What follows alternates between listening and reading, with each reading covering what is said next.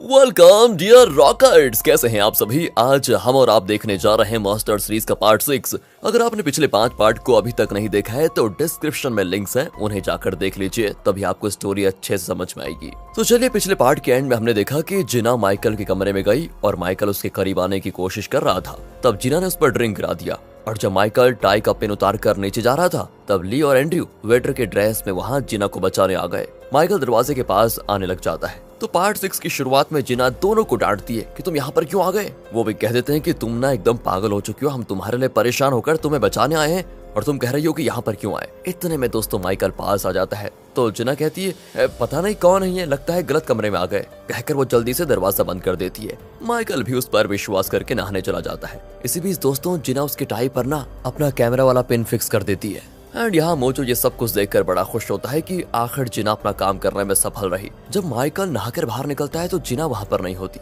उसने माइकल के लिए एक नोट छोड़ा होता है कि आई एम सॉरी माइकल, लगता है मैं इतनी जल्दी ये कदम उठाने के लिए तैयार नहीं हूँ, मुझे वक्त चाहिए। नोट को देखकर माइकल हंसता है। अगले सीन में ली और एंड्रयू माइकल के साथ एक कसिनो में खेल रहे होते हैं। ये इनका दोस्तों दूसरा प्लान है। माइकल को ये गेम बहुत ही पसंद है और आज तक वो इसमें कभी हारा नहीं। इनका प्लान ये है कि अगर ली या एंड्रयू माइकल से जीत जाएं तो माइकल इम्प्रेस हो जाएगा और इस तरह वो माइकल के करीब जा पाएंगे, उसके साथ दोस्ती होगी और वो माइकल के बिजनेस पार्टनर भी बन सकते हैं। इस तरह वो उसके नकली मेडिसिन के बिजनेस के बारे में जान पाएंगे। दोस्तों अब असल में माइकल के टाइम में जो कैमरा है उसके जरिए ये लोग जान पाते हैं कि उसके पास कौन से कार्ड्स हैं, इसलिए वो आराम से खेल रहे होते हैं। पहला गेम ली जीत जाता है। माइकल तो तंग रह जाता है कि ये जीता कैसे, वो भी मुझसे। एंड्रयू को जलन होने लगती है कि कैमरे से देखकर तो मैं भी जीत नहीं पाया। तो इसके बाद एंड्रयू 4 गेम जीत जाता है क्योंकि वो भी माइकल की तरह ये गेम खेलने में बड़ा माहिर है। माइकल तो दोस्तों पूरी तरह चिढ़ जाता है कि ये आज हो क्या रहा है, मैं एक बार भी जीत नहीं पा रहा। फिर वो अपना टाई उतारकर आराम से खेलने का फैसला करता है, पर बिना कैमरे के तो ये लोग ठीक से खेल नहीं पाएंगे। अब तो रोशी कहती है कि सर गेम को रोक देते हैं। मोजो कहता है नहीं, इस वक्त रोका तो फिर उसके साथ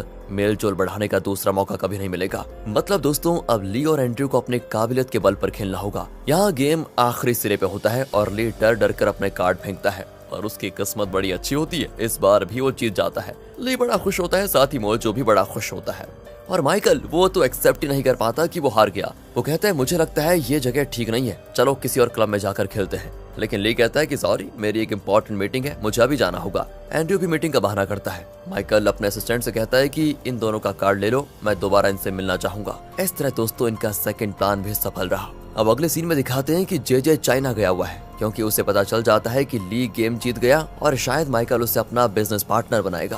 पर जे तो एंड्रयू को जिताना चाहता था। जे का असिस्टेंट कहता है कि ली को बाहर करने की क्यों सोच रहे हैं, वो इतना काबिल लड़का है, अगर हम उसे अपने साइड में ले लें तो वो हमारी मदद आराम से कर सकता है। जे कहता है तुम ठीक कहते हो, लेकिन वो चेयरमैन का बेटा नहीं है ना, एंड्रयू चेयरमैन का बेटा है, इसलिए हमें उसके जरिए ही अपना मकसद पूरा करना होगा। दूसरी ओर चेयरमैन की वाइफ के साथ पैनी बात कर रही होती है और तब वहाँ पर किमी आ जाती है। वो चेयरमैन की वाइफ से कहती है आपने फोन पर ये क्यों कहा कि मैं एमएलए की पोजीशन के लिए ना लड़ूं, क्या मैं इस काबिल नहीं हूँ। चेयरमैन की वाइफ कहती है तुम किसी मामूली आदमी के खिलाफ नहीं लड़ रही, तुम मेरे हस्बैंड के खिलाफ लड़ रही हो जो कि पॉल के बेटे को एमएलए बनाना चाहता है। किमी कहती है मुझे लगा आप मुझे सपोर्ट करेंगी, पर आप भी अपने पति की तरह निकली, पर मैं उस पोस्ट के लिए जरूर लड़ूंगी। और ये कहकर किमी गुस्से में चली जाती है। दोस्तों दूसरी ओर माइकल को उसका असिस्टेंट एक नंबर ला कर देता है और बताता है कि ये जिना का नंबर है, हमें अभी अभी पता चला। माइकल बड़ा खुश हो जाता है। यहाँ अपनी टीम को दिखाते हैं जिनसे मिलने जे आया है। वो कहता है कि अब तुम लोगों को यहाँ ट्रेन करने की जरूरत नहीं है, अब कंपनी के जासूसी एजेंट्स माइकल को पकड़वा देंगे।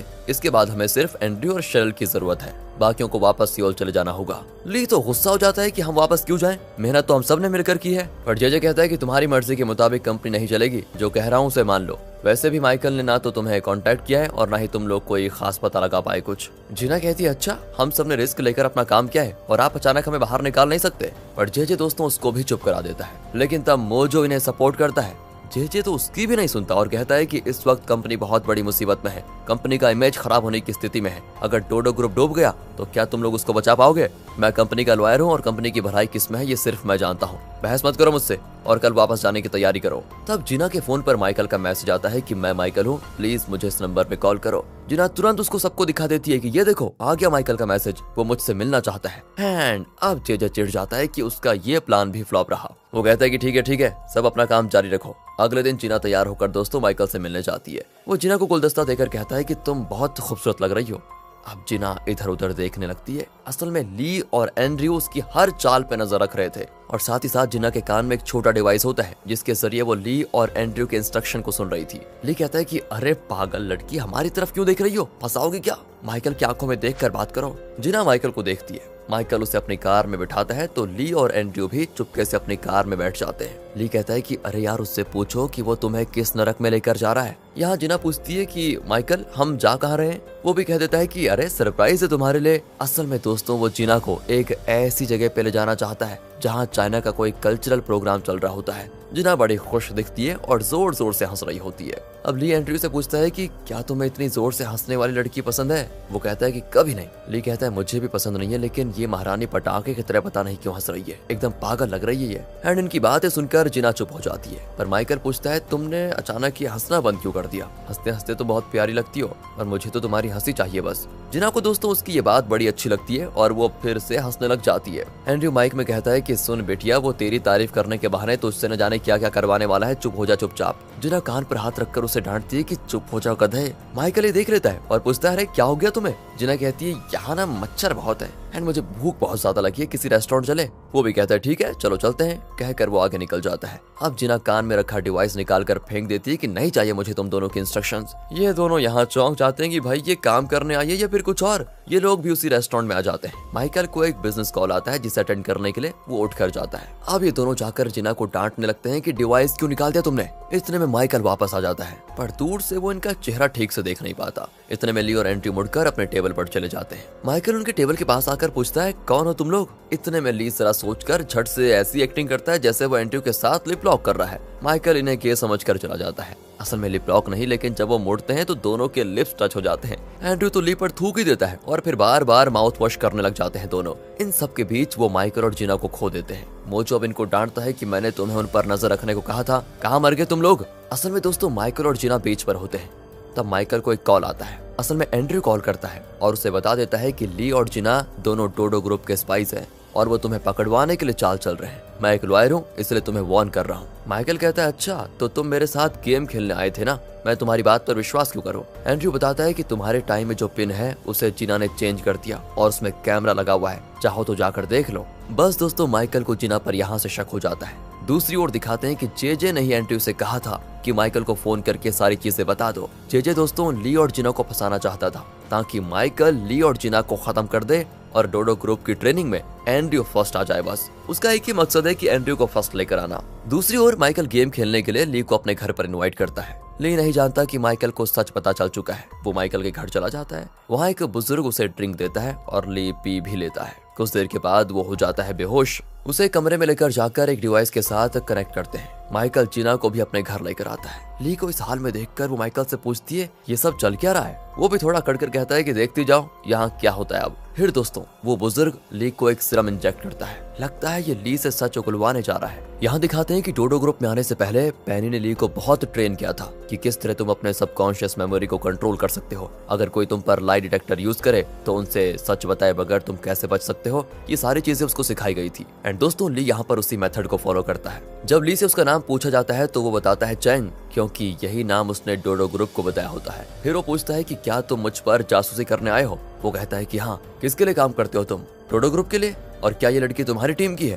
वो कहता है हाँ। इस तरह वो सब कुछ बता देता है। जिना कहती है पर तुम हमें कुछ नहीं कर सकते, डोडो ग्रुप के लोग हम पर नजर रखे हुए हैं। वो कहता है कि पर क्या फायदा, तुम दोनों तो यहीं पर मरने वाले हो। कहकर वो उस बुजुर्ग से कहता है कि इन दोनों को खत्म कर दो। लेकिन अचानक ली चाइनीज में कुछ कहने लगता है, पर जिना को कुछ समझ नहीं आता क्योंकि उसको चाइनीज आती नहीं। यहाँ सीन सीधे दूसरी ओर शिफ्ट होता है। अगले सीन में माइकल बाहर आता है और वहाँ खड़े एंड्रयू से कहता है तुम ठीक कह रहे थे, वो दोनों डोडो ग्रुप के स्पाइस है, पर तुम मेरी मदद क्यों करना चाहते हो। क्या तुम्हें मेरे बिजनेस में पार्टनर बनना है। एंड्रयू कहता है हाँ, वैसे मैं एक लॉयर हूँ, अगर तुम्हें कोई लीगल प्रॉब्लम होगी तो मैं तुम्हारे बहुत काम आऊंगा। माइकल कहता है तुमने मुझे बचाया है, मैं तुम्हें अपना पार्टनर जरूर बनाऊंगा। एंड्रयू पूछता है कि तुमने उन दोनों के साथ किया क्या वैसे। माइकल कहता है वही जो गद्दारों के साथ करना चाहिए वही क्या है। यहाँ से दिखाते हैं कि ली और जिना वहाँ से जिंदा बाहर निकलते हैं। लगता है माइकल ने उन्हें मारा नहीं। ली कहता है कि हमारी टीम में एक भेड़िया है जो हमारे खिलाफ काम कर रहा है, वरना तो चाइना में अपनी अर्थी उठती। यहाँ जेजे बाकी कैंडिडेट्स के साथ मीटिंग कर रहा होता है। सभी एंड्रयू की बढ़ा चढ़ाकर तारीफ कर रहे होते हैं। जेजे कहता है कि एंड्रयू माइकल का पार्टनर बनने जा रहा है और अब हम उसके नकली मेडिसिन के बिजनेस को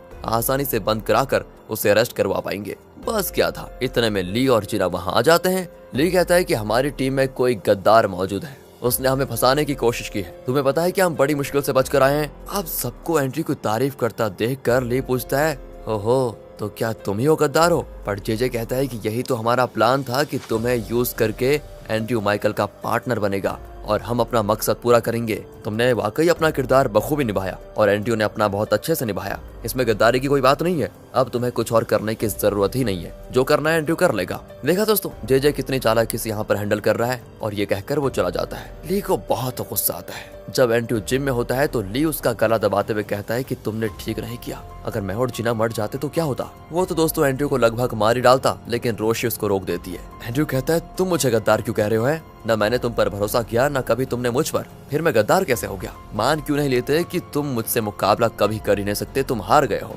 ली कहता है कि ठीक है, वो तो जल्द ही पता चल जाएगा कि मैं हूँ कौन। कहकर वो चला जाता है। दोस्तों रोशी अब एंड्रयू से पूछती है कि सच बताओ जेजे तुम्हारी इतनी मदद क्यों कर रहा है? तुम हो कौन आखिर? मैं कौन हूँ ये तो तुम्हें आगे जाकर ही पता चलेगा। ये कहकर एंड्रयू चला जाता है। ली और जिना बहुत परेशान होते हैं क्योंकि वो मरते मरते बचे थे। जिना को थोड़ा रिलैक्स करवाने के लिए ली उसे पानी में धकेल देता है और फिर थोड़ा दोनों आराम से एंजॉय करते हैं। वहाँ दोस्तों पेनी एक औरत पर नजर रखे हुए है। असल में नेल की प्रॉपर्टी का जो एमएलए मर गया था, ये उसकी वाइफ है जिसका नाम है केनिया। पेनी का प्लान है कि जिस एमएलए की पोस्ट के लिए किमी और चेयरमैन के रिकमेंडेशन में पॉल का बेटा लड़ रहा है, उस पोस्ट के लिए पेनी केन्या को खड़ा करना चाहती है क्योंकि इस इलाके में लोग केन्या को जानते हैं और उसे बहुत मानते भी हैं। इतना ही नहीं, रिसेंटली यहाँ के कैंसर पेशेंट्स के लिए भी केन्या ने बहुत कुछ किया था। अगर वो एमएलए बन गई तो इसमें पेनी का फायदा होगा। केन्या सारे पेशेंट्स के लिए खाना बनाकर बड़े प्यार से लेकर आती है, लेकिन उसे देखते सभी जल्दी से लेट जाते हैं। पेशेंट्स तो उसका दिया हुआ खाना भी फेंक देते हैं और कहते हैं कि तुम चाहे कुछ भी कर लो, पर हम वो नहीं करेंगे जो तुम करवाना चाहती हो। हमें कम से कम चैन से मरने तो दो प्लीज। दोस्तों ऐसा केन्या ने क्या कर दिया कि ये लोग इतना गुस्सा हो गए? फिलहाल तो ये नहीं दिखाया जाता। तब नेल आता है और केन्या को अकेले में लेकर जाकर कहता है कि तुम्हारे पति ने पार्टी के लिए बहुत काम किया था। वो बहुत ही नेक और ईमानदार आदमी था। उसके गुजरने के बाद जैसे पार्टी की नींव ही गिर गई है, पर होने को कौन टाल सकता है? उसकी जगह पर मैं अपनी बेटी किमी को खड़ा करने का सोच रहा हूँ। इसके लिए मुझे तुम्हारे सपोर्ट की जरूरत है। इस पर केन्या कहती है, अच्छा आप अपनी बेटी को खड़ा करेंगे? एक बात साफ कह देती हूँ कि मेरे पति की पदवी मुझे मिलनी चाहिए। मैं उस पोस्ट के लिए खड़ी होंगी। और जैसा आप लोग सोच रहे, मेरे पति की मौत हार्ट अटैक से नहीं हुई। जल्दी आप सबको पता चल जाएगा। केन्या का मकसद क्या है दोस्तों, ये तो बाद में ही पता चलेगा। दूसरी ओर चेयरमैन का पीए चेयरमैन की वाइफ से पूछता है, क्या वो लड़की उस वक्त प्रेग्नेंट थी जब आपने उसे डोडो ग्रुप से भगाया था? वही लड़की दोस्तों जिसके साथ चेयरमैन का अफेयर था। चेयरमैन की वाइफ चौंक जाती है कि ये सब तुम क्यों पूछ रहे हो ऐसे, और तुम्हें किसने बताया ये? पर पीए कहता है कि आप ये बताइए, क्या उस लड़की का बेटा पैदा हुआ था और क्या वो लड़का दूसरे देश में लावारिस भटक रहा है? मैंने आपकी और किमी की बातें सुन ली थी। मैं उस लड़के का पता लगाने जा रहा हूँ क्योंकि वो चेयरमैन का बेटा है। पर दोस्तों चेयरमैन की वाइफ कहती है कि देखो ऐसी बेवकूफी मत करो। मैं जानती हूँ कि तुम चेयरमैन के वफादार पीए हो, लेकिन अगर वो लड़का यहाँ गया तो लोग चेयरमैन से सवाल करेंगे कि वो कौन है, और सच पता चलने पर चेयरमैन का इमेज खराब होगा। उनकी सेहत भी आजकल ठीक नहीं रहती। प्लीज समझो मेरी बात को। ऐसा कुछ भी मत करो जिससे चेयरमैन को तकलीफ पहुंचे। दूसरी ओर एंड्रयू जेजे के भेजे हुए कुछ आदमियों को एक वैन में लेकर माइकल से मिलने जाता है क्योंकि माइकल ने उसको अपना पार्टनर बनाने का प्रॉमिस जो किया था। यहाँ ली कुछ पुलिस वालों को लेकर उस वैन को ट्रैक करते हुए उसका पीछा करता है। जेजे ने एंड्रयू को एक बड़ी रकम दी थी जिससे वो माइकल के साथ इन्वेस्ट करे। वो माइकल को पैसे देता है और कहता है, ये मेरा आधा हिस्सा है, मुझे तुम्हारी नकली मेडिसिन की फैक्ट्री देखनी है, उसके बाद बाकी का अमाउंट दूंगा। माइकल भी एंड्रयू को अपनी कार में फैक्ट्री लेकर जा रहा होता है। एंड्रयू के आदमी माइकल की कार के पीछे आ रहे होते हैं। माइकल की कार एक पुरानी बिल्डिंग के पास रुकती है। ओहो, तो क्या यही इसकी फैक्ट्री है? ये सोचकर एंड्रयू और उसके आदमी, जिनमें मोजो भी होता है, वो बिल्डिंग के अंदर जाकर देखते हैं, पर वहाँ पर कुछ भी नहीं होता। एंड्रयू पूछता है कि यहाँ तो कोई मेडिसिन है ही नहीं। माइकल कहता है, थोड़ा सब्र तो करो, अभी लेकर आते होंगे। इसी बीच ली जो इस गाड़ी को ट्रैक कर रहा था, वो पुलिस के साथ यहाँ पर आ जाता है। अचानक ऊपर गोली चलने की आवाज को सुनकर वो चौंक जाते हैं और ऊपर जाकर देखते हैं तो पता चलता है माइकल ने एंड्रयू और उसके आदमियों को पकड़ के रखा हुआ है। जेजे को देखकर माइकल कहता है, अच्छा तो तुम हो इस पूरे प्लान के सूत्रधार। माइकल के आदमी ली को भी पकड़ लेते हैं दोस्तों, लेकिन माइकल कहता है, उसे छोड़ दो, वो मेरा मेहमान है। सभी चौंक जाते हैं और यहाँ फ्लैशबैक में दिखाते हैं कि उस रात जब माइकल ने ली और जीना को पकड़ के रखा हुआ था और दोनों को वो खत्म करने वाला था, तब ली ने चाइनीज में ये कहा था कि जिसने तुम्हें मेरे बारे में बताया था वो जरूर तुम्हारे नकली मेडिसिन बिजनेस में तुम्हारा पार्टनर बनना चाहेगा। असल में वही डोडो ग्रुप के लिए तुम्हारी जासूसी कर रहा है। माइकल पूछता है तो क्या वो तुम्हारी टीम का है? ली कहता है नहीं, मैं खुद उस टीम का नहीं हूँ। मैं तो डोडो ग्रुप के कॉम्पिटिटर कंपनी को बिलोंग करता हूँ, क्योंकि जेजे और डोडो ग्रुप की वजह से ही मेरे पेरेंट्स मारे गए। इसलिए बदला लेने के लिए मैं डोडो ग्रुप को ज्वाइन करने की कोशिश कर रहा हूँ। वक्त के आने पर मैं जेजे को भी खत्म कर दूंगा। ये समझ लो कि मैं तुम्हारे दुश्मन का दुश्मन हूँ, यानी तुम्हारा दोस्त। तो मुझ पर विश्वास कर सकते हो वैसे। फिर माइकल ने पूछा था कि मैं तुम्हारी बात को सच कैसे मान लूं है। ली ने कहा कि तुम सच मानो या ना मानो, लेकिन मैं डोडो ग्रुप को खत्म करना चाहूंगा और जेजे को मार डालूंगा। लगता है माइकल को ली पर विश्वास हो गया था, इसलिए उसने ली और जिना को जिंदा छोड़ दिया था। और अब प्रेजेंट में माइकल ली के साथ हाथ मिला देता है कि तुम सच कह रहे थे। किसी की दोस्तों यहाँ पर समझ में नहीं आता कि माइकल ली का दोस्त कैसे बन गया। इतना ही नहीं, माइकल चाइनीज पुलिस को बताता है कि ये लोग फेक बिल्स यूज कर रहे हैं, इसलिए वो सबको अरेस्ट कर लेते हैं। ली तुरंत जिना को कॉल कर देता है कि जल्दी से होटल से निकल जाओ, पुलिस वहाँ पर चेकिंग के लिए आ रही है। अब जिना और रोशी तुरंत बाहर आती हैं तो पास के रूम में चेकिंग चल रही होती है। जिना और रोशी तुरंत वहाँ से दूसरी ओर भाग जाती है। यहाँ से ली को दिखाते हैं जो माइकल के घर पर होता है। ली कहता है कि मैंने तुम्हारी जो मदद की है उसके बदले तुम मेरे लिए क्या करोगे? माइकल पूछता है कि बोलो यार, क्या चाहिए तुम्हें? ली कहता है कि तुम एंड्रयू के साथ जो पार्टनरशिप करने वाले थे वो मेरे साथ करो। माइकल कहता है कि तुम चाहो तो मेरे होटल्स, मेरे कसिनो में पार्टनरशिप डीलिंग कर लो। पर ली कहता है नहीं, मुझे तो तुम्हारे नकली मेडिसिन बिजनेस में पार्टनरशिप चाहिए। माइकल कहता है ठीक है, उसके बारे में सोच कर बताऊंगा। वैसे कोरियन एम्बेसी से कॉल आया था कि जेजे तुमसे कुछ बात करना चाहता है। ली भी एम्बेसी के लिए निकल जाता है। माइकल का असिस्टेंट कहता है कि क्या तुम इस पर अभी भी भरोसा करते हो? माइकल कहता है कि उसका फैसला तो तब होगा जब ये जेजे से बात करेगा। ये जेजे से जो कहेगा उसके बल पर फैसला करेंगे कि इस पर भरोसा करना चाहिए या नहीं। ली दोस्तों कुछ दूर जा चुका था, लेकिन जैसा आप जानते हैं उसके कान बहुत तेज हैं, वो इनकी बातें सुन लेता है। यहाँ से एम्बेसी को दिखाते हैं जहाँ जेजे ली से कहता है कि तुमने माइकल से दोस्ती कैसे की और अब सिर्फ तुम हम सबको बचा सकते हो। तुम पुलिस को बता दो कि हम यहाँ क्यों आए हैं। हमें फंसाने के लिए उस माइकल ने जो फेक बिल्स की बात की थी वो तुम पुलिस को बता दो कि वो झूठ था, और माइकल ने तुम्हें जो भी रकम दी होगी उससे कई गुना ज्यादा पैसे मैं दूंगा। अब ली को लगता है कि इस दीवार के उस तरफ से माइकल इनकी बातें सुन रहा होगा, इसलिए उसे सोच समझ कर बात करना होगा और माइकल को विश्वास दिलाना होगा कि वो ली पर भरोसा कर सकता है। वो जेजे से कहता है कि आपको क्या लगा है कि मैं ये सब पैसों के लिए कर रहा हूँ? क्या आप जानते हो कि मैं कौन हूँ? जेजे पूछता है तुम हो कौन? ली कहता है कि मेरे पेरेंट्स की मौत के जिम्मेदार आप और डोडो ग्रुप हैं। ये सुनकर जेजे के पसीने छूट जाते हैं और कहता है कि इसका मतलब क्या तुम वो? और इसी आधे सवाल के साथ होता है दोस्तों पार्ट 6 का दी एंड। इंतजार कीजिए पार्ट 7 का, और आगे के पार्ट्स देखना चाहते हैं तो सीरीज की वीडियो को लाइक और ज्यादा से ज्यादा शेयर करें। वीडियो अच्छी लगी हो, स्टोरी अच्छी लगी हो तो चैनल को सब्सक्राइब। फिर मिलता है अगली वीडियो में। Thanks for watching.